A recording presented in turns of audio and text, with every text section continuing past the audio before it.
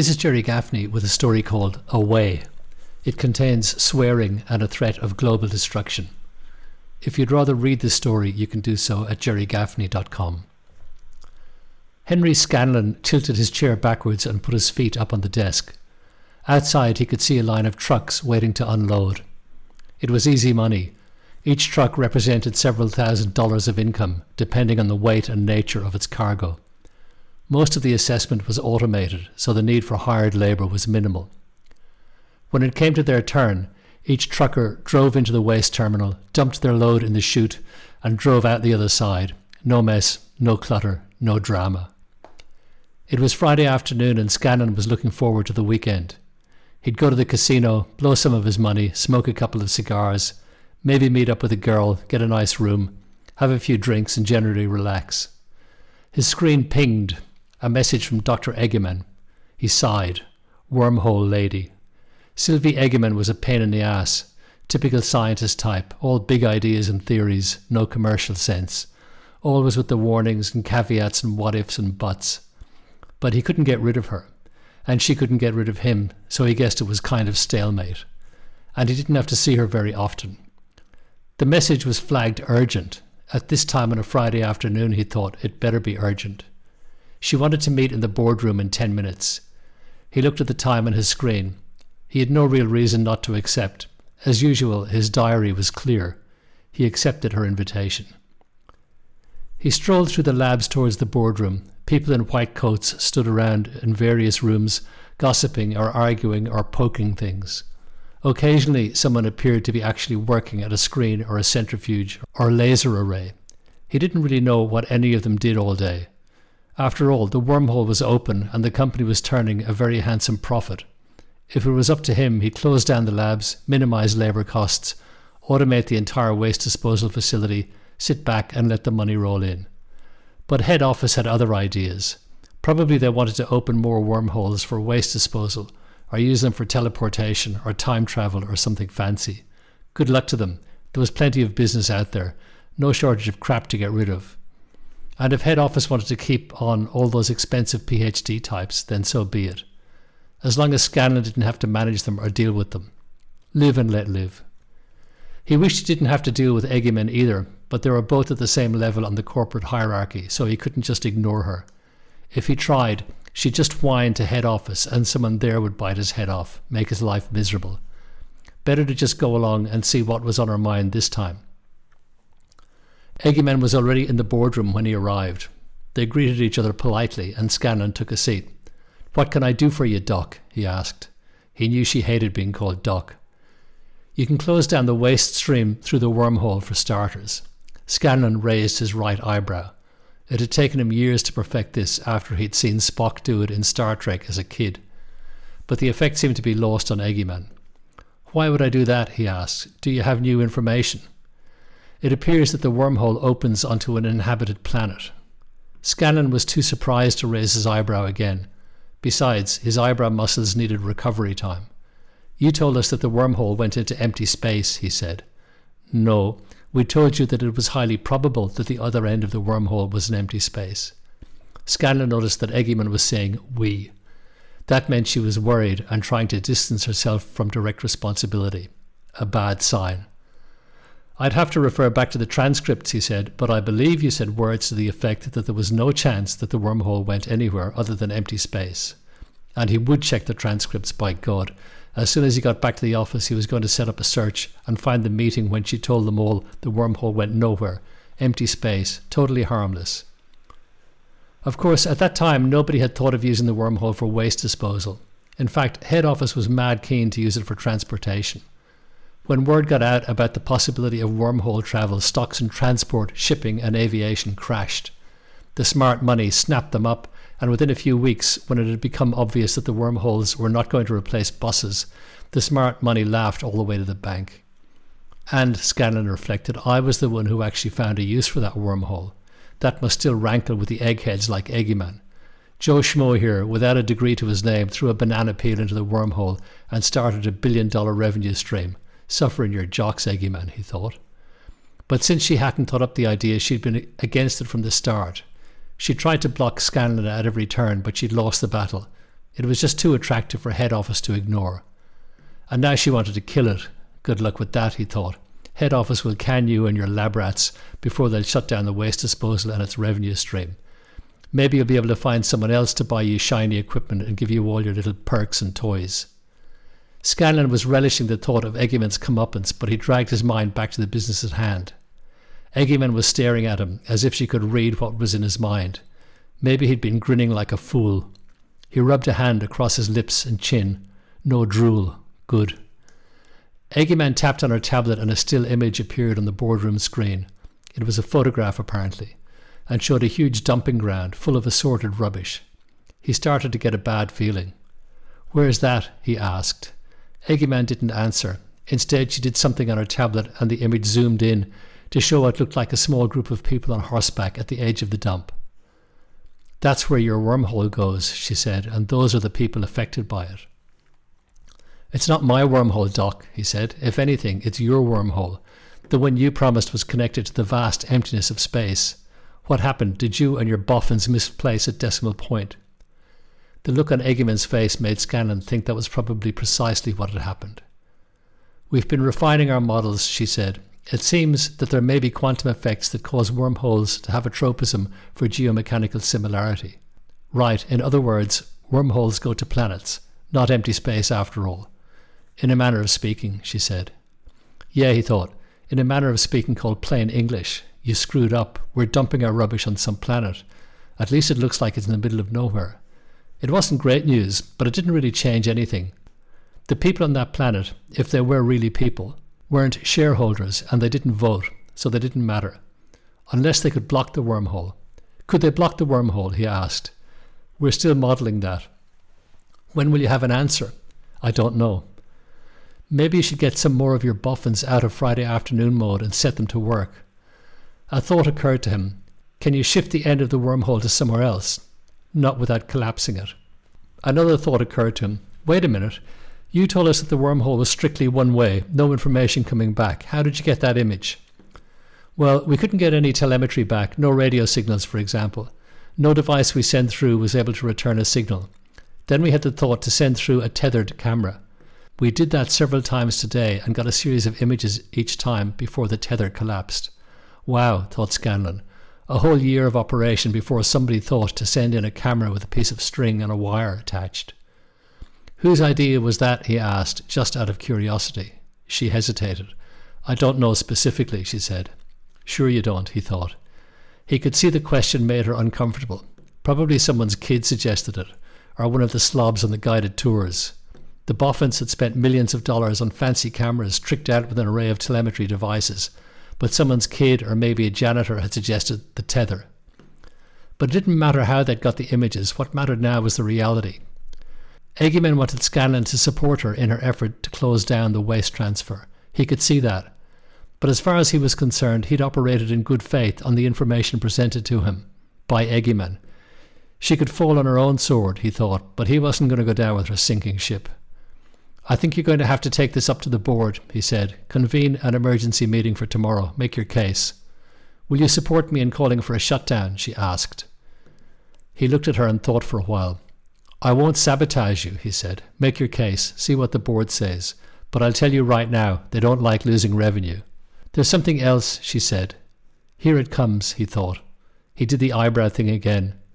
Quantum entanglement means it may be possible for wormhole traffic to be reversed by the recipient. You didn't think to mention this before.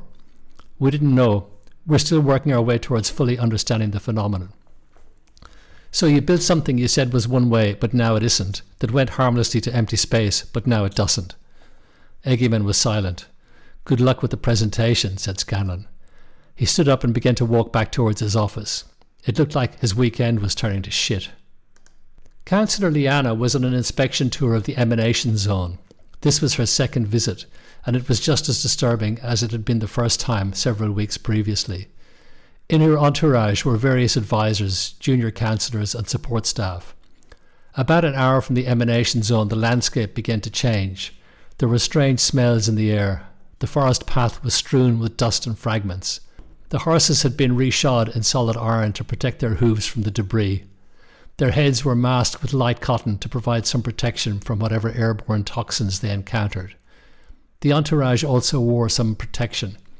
Their advisors had reminded them to touch nothing in the zone, to keep their masks on and wear their goggles at all times. The weather was cool and calm, which was a blessing. The last time Leanna had been here it was hot and windy, with poisonous dust swirling and the constant discomfort of sweat under her goggles and mask. Soon after the smells began, the noise became noticeable. It increased in volume as they approached. Thunderous crashes and clangs, unlike any naturally occurring sounds. They passed the inner checkpoint, armed soldiers saluting and waving them through. The sight was a sobering one. The people did not normally have any need to arm themselves, but it was conceivable that an invasion force could enter through the wormhole. Indeed, one theory initially proposed was that the purpose of the zone was to soften up an enemy, to intimidate and poison them in advance of an attack. The armed guards could hope to at least delay any incursion and sound a warning. Finally, they were in sight of the epicenter. A vast area was covered as far as the eye could see with debris, both artificial and organic. Scientists had identified many of the objects.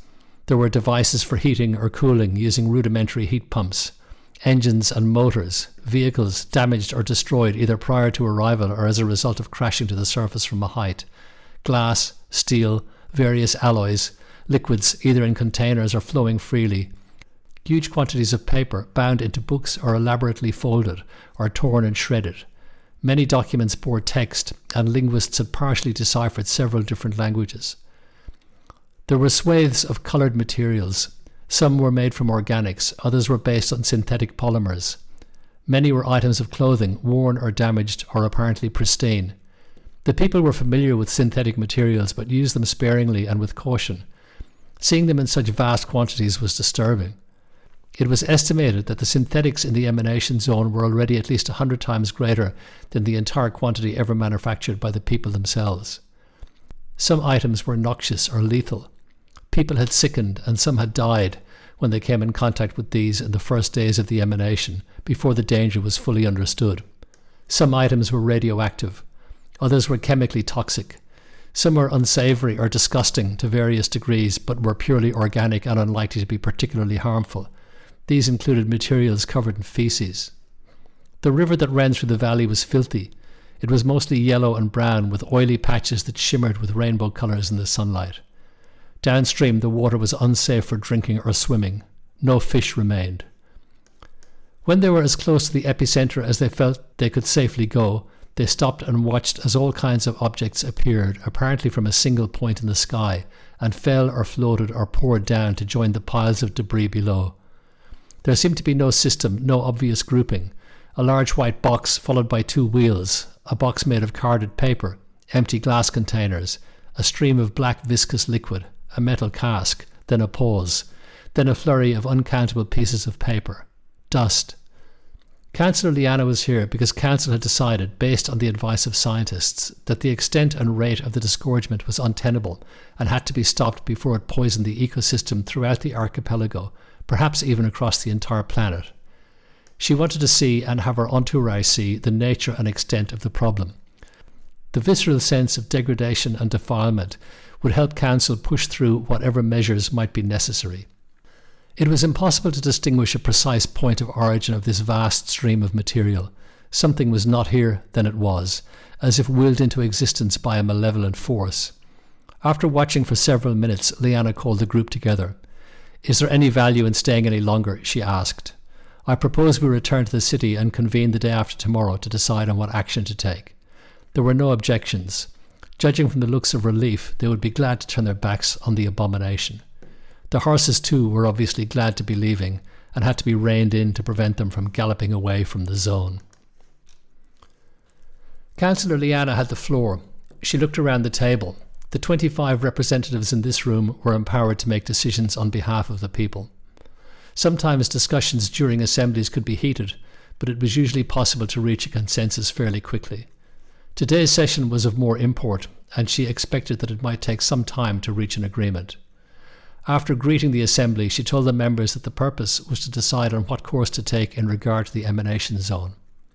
She described the fact-finding mission she had made 2 days previously. Several of those in the assembly had also been there with her.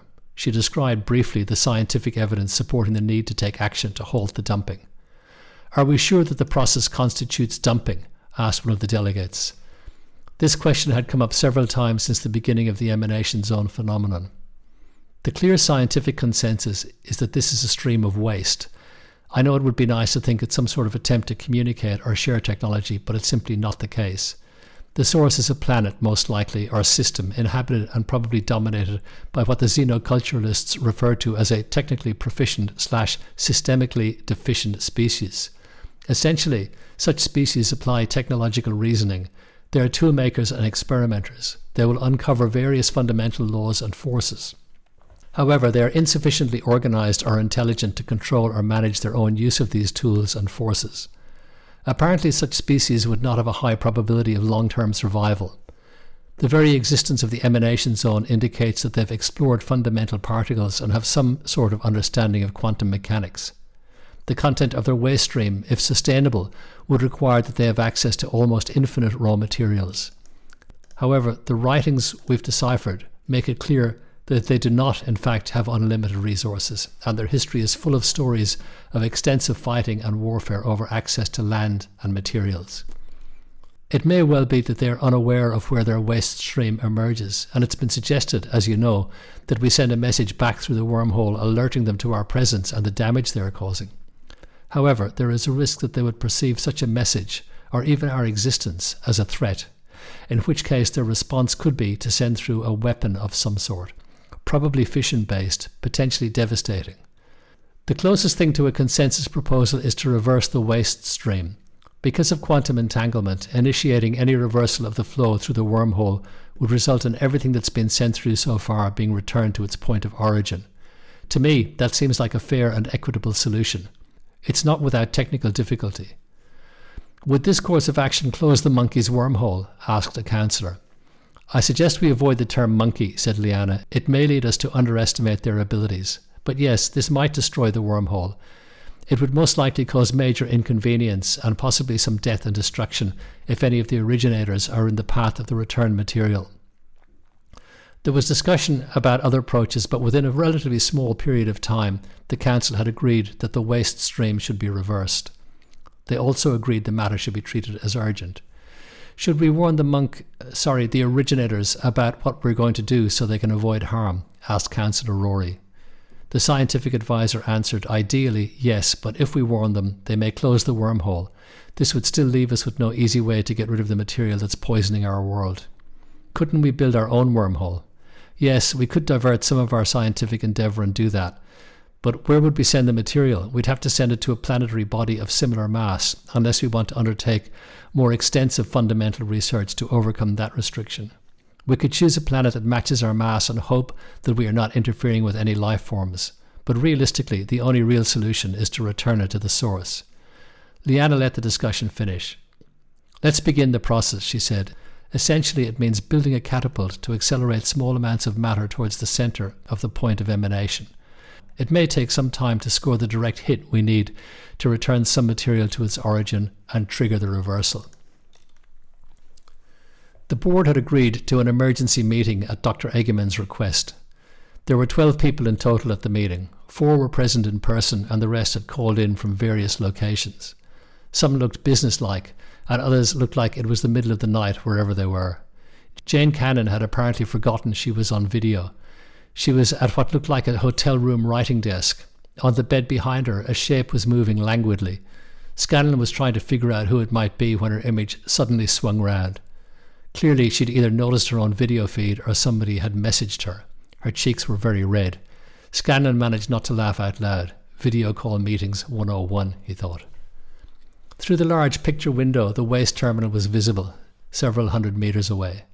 Egeman was looking nervous as she called the meeting to order. "Thanks for attending at short notice," she began. Over the next several minutes, she told the board what she told Scanlon already. They'd managed to get some images from the wormhole terminus. The terminus was on a planetary body. The planetary body was inhabited. It was theoretically possible the waste stream could be reversed, meaning all the material dumped to date would be dumped back at the facility and surrounding area. She showed some pictures of the people on horseback. "They look pretty primitive," said Jane Cannon, "on horseback, not a technically advanced civilization." She glanced to her left when she said horseback. Scanlon wondered if anyone else had noticed. They can't represent any danger to us. Not yet, said Hiro Takada. But we didn't filter the material we've dumped there. We've basically sent them a how-to guide for our entire technological base. I told you all we should be shredding everything before dumping it. They might not pose a danger now, but give them a few years and they could. Nobody liked Takada, so they ignored him. Could we send through a nuke and sterilize the site? Asked Martina Ellerman. The rest of the board seemed to be shocked, but it would be a neat solution, thought Scanlon. Good old Ellerman always goes in hard. I think that might make for some bad PR, said the PR director. In fact, the whole thing is a PR nightmare. We've told people we have a safe, reliable way to get rid of waste, and now it turns out we're poisoning some primitive tribe on a pristine planet. Fuck. She started to bite a fingernail. Maybe they're not so squeaky clean and on a pristine planet, said Scanlon. Maybe they're slave traders who eat their babies. Eggyman jumped in, clutching at the straw.